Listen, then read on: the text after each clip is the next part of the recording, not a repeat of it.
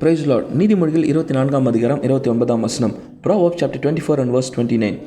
அவன் எனக்கு செய்த பிரகாரம் நானும் அவனுக்கு செய்வேன், அவன் செய்த செய்கைக்கு தக்கதாக நானும் அவனுக்கு சரி கட்டுவேன் என்று சொல்லாதே. சிம்பிளாக புரிஞ்சுக்கணும் அப்படின்னா, பழிக்கு பழி, ரத்தத்துக்கு ரத்தம்.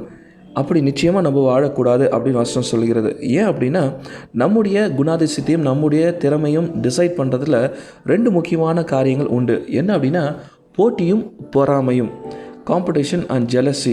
இது ரெண்டுத்துக்கும் ஒரு சின்ன வித்தியாசம்தான் உண்டு. அது எப்படின்னா, நம்மோட போட்டி போடுற ஆள் நமக்கு ஈக்குவலான திறமை இருக்கும் என்று சொன்னால் நிச்சயமாக அந்த திறமையை அதிகமாக வெளிப்படுத்தி நம்ம ஜெயிக்க ட்ரை பண்ணுவார். அது போட்டி, காம்படிஷன். அதுவே நம்மோட கூட போட்டி போடுற ஆளுக்கு நம்மை போல் திறமை இல்லை, நம்ம ஜெயிக்க திறமை இல்லைன்னு சொன்னால், ஒருவேளை அவர் நம்ம மீது கொண்ட பொறாமையினால், அவங்க கெப்பாசிட்டி இல்லாததால் நம்முடைய கெப்பாசிட்டியை தடுக்க ட்ரை பண்ணுவாங்க.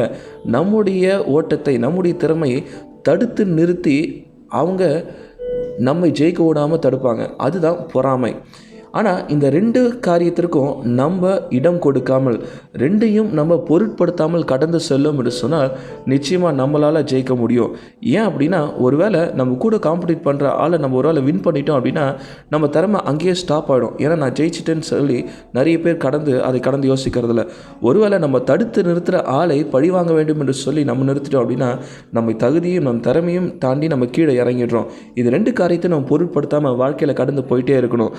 எப்படி அப்படின்னா, நம்ம போகிற வழியில் ஒரு நாயை பார்க்குறோம், அந்த நாய் குலைக்குது அப்படின்னு சொல்லி எல்லா நாயும் நம்ம நின்று திருப்பி குலைக்கிறோமா, இல்லை எல்லாத்தையும் மிரட்டுறோமா, இல்லை எல்லாத்தையும் கல் எடுத்து அடிச்சுட்டு போகிறோமா? நம்ம கண்டுக்காமல் இக்னோர் பண்ணிட்டு போகிறோம் இல்லையா? அப்படியே போய்கொண்டே இருக்கணும். அதே நாய்க்கு நீங்கள் ஒரு 2 நாள் பிஸ்கெட் வாங்கி போட்டு பாருங்களேன், அடுத்த நாள் அது வாலாட்டிட்டு நிற்கும், நீங்கள் எப்போ வரீங்கன்னு காத்துட்ருக்கோம். இன்றைக்கி அப்படியா நாய்க்கு இருக்கிற நன்றி கூட நிறைய மனிதர்களுக்கு இல்லை. ஆனால் நாய்க்கோட சுபாவம் கொலைக்கிறதும் கடிக்கிறதும், ஆனால் மனுஷர்களோட சுபாவம் கொலைக்கிறதும் கடிக்கிறதும் இல்லையல்ல, அன்பு செலுத்துறதும் அரவணைக்கிறதும்.